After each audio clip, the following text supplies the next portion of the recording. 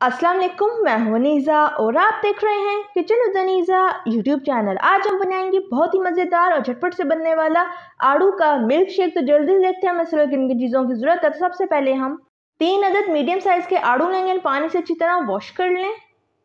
1.5 cup दूध लेंगे, मैंने डब्बे का लिया है, आप खुला दूध भी ले सकते हैं। याद रहे अगर खुला दूध ले रहे हैं तो उसको अच्छी तरह पहले बॉयल कर लें, फिर ही आपने उसे यूज़ करना है। 5 टेबलस्पून चीनी और थोड़ी सी बर्फ़ लेंगे। तो ये थी हमारी सारी चीज़ें। अब बनाना शुरू करते हैं। तो बिस्मिल्लाहिर्रहमानिर्रहीम। सबसे पहले पिलर की मदद से आड़ू को अच्छी तरह छील लेंगे।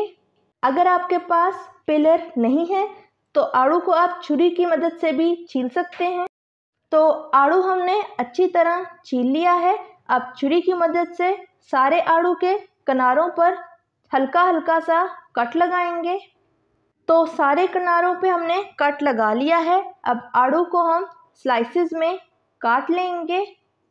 तो आड़ू को हमने स्लाइसेस में काट लिया है। इसकी जो गुठली है इसको हम साइड पे कर देंगे और इसके स्लाइसेस को थोड़ा सा और छोटा कर लेंगे। इसी तरीके से हम सारे आड़ूओं को काटते जाएंगे। तो सारे आड़ूओं को हमने स्लाइसेस में काट लिया है।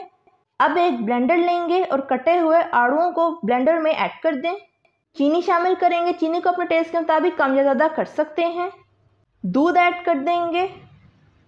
अब ब्लेंडर को चला देंगे और मिल्क शेक को अच्छी तरह ब्लेंड कर लेंगे।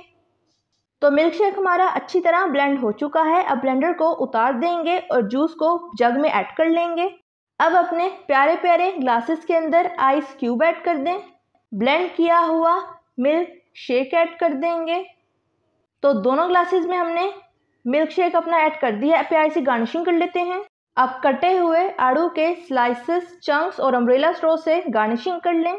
तो तैयार है हमारा ज़बरदस्त सा, मज़ेदार सा, झटपट से बनने वाला आड़ू का मिल्क शेक, यानी पीच का मिल्क शेक।